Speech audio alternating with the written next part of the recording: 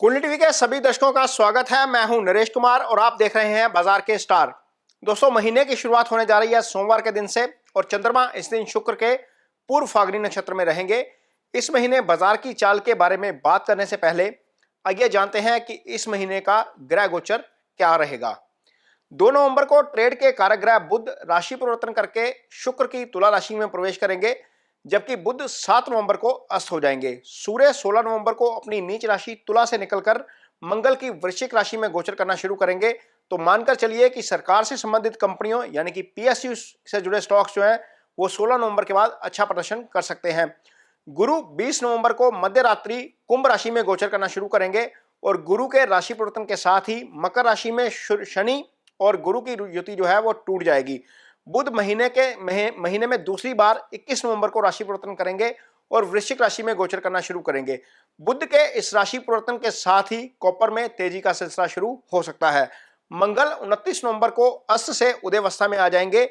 ये कॉपर के कारक ग्रह हैं और एस्ट्रो साइकिल में कॉपर को प्रभावित करने वाली महीने की ये दूसरी घटना होगी। तो ये तो थी नवंबर में सितारों की चाल और इस चाल का बाजार पर पड़ने वाला प्रभाव। अब नवंबर के पहले सप्ताह बाजार की चाल पर बात करने से पहले आइए देखते हैं कि पिछले सप्ताह कुंडली टीवी की बाजार को लेकर गणना कितनी सटीक रही है। पिछले सप्ताह 5 कारोबारी सेशंस में से 4 सेशंस के दौरान हमारी गणना बिल्कुल सही साबित हुई है। सूर्य के आर्द्रा नक्षत्र में प्रवेश करने के बाद हमारी गणना पीएसयू स्टॉक्स में गिरावट की थी और पूरा सप्ताह जो है वो पीएसयू स्टॉक्स पिटते रहे।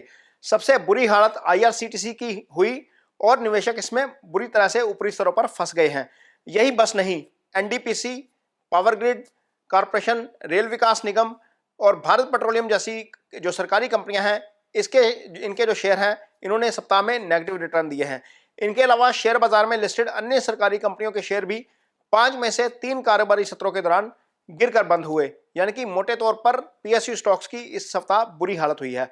सप्ताह के पहले दिन हमारी गणना बाजार की गिरावट पर अंकुश लगने की थी और सोमवार को बाजार हरे निशान के साथ बंद हुए, जबकि मंगलवार को हमने बाजार में उतार चढ़ाव की गणना की थी और मंगलवार को बाजार में दिन भर उठापटक चलती रही। सेंसेक्स इस दिन 60,997 पर खुला और 21,497 का हाई बनाने के बाद एक बार फिर 60,791 पर लुढ़का।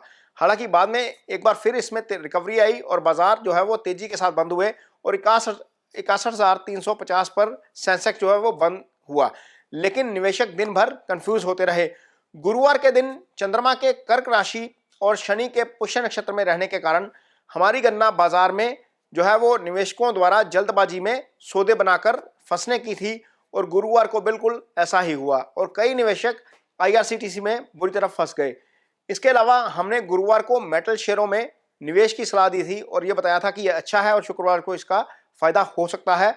और गुरुवार को टाटा स्टील और जेएसडब्ल्यू स्टील में पोजीशन बनाने वाले निवेशकों को शुक्रवार को इसका फायदा भी देखने को मिला।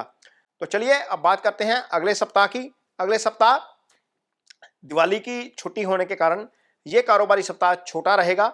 हालांकि बाजार में दिवाली के दिन मुहूर्त ट्रेडिंग के लिए जो है वो कारोबार होगा, लेकिन मोटे तौर पर सप्ताह में 3 दिन ही कारोबार होगा क्योंकि 4 और 5 नवंबर को बाजार बंद रहेंगे। सोमवार को जब बाजार खुलेगा तो चंद्रमा शुक्र के पूर्व फाल्गुनी नक्षत्र में गोचर कर रहे होंगे। शुक्र के नक्षत्र में गोचर चंद्रमा के गोचर से लग्जरी कंपनियों के शेयरों पर फिर से फोकस बनेगा और एयरलाइंस व होटल कारोबार के शेयरों में अच्छी तेजी देखने को मिल सकती है।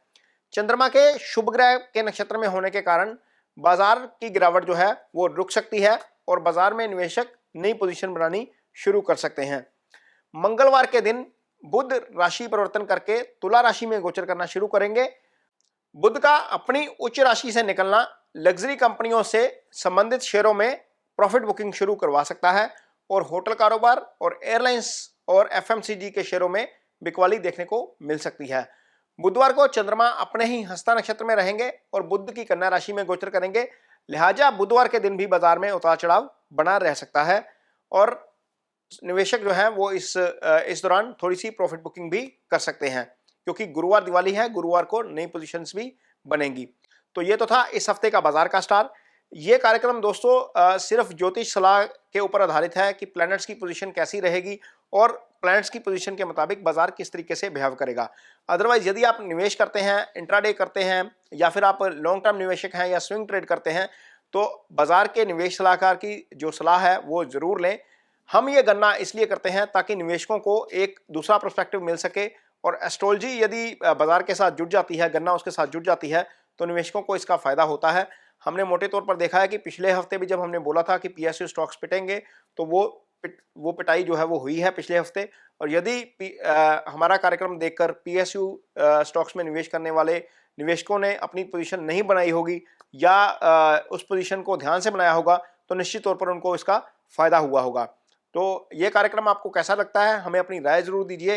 यदि आप इसमें कुछ बदलाव करवाना चाहते हैं या कुछ और इसमें सुधार की गुंजाइश है, तो हमें आपके सुझावों का इंतजार रहेगा।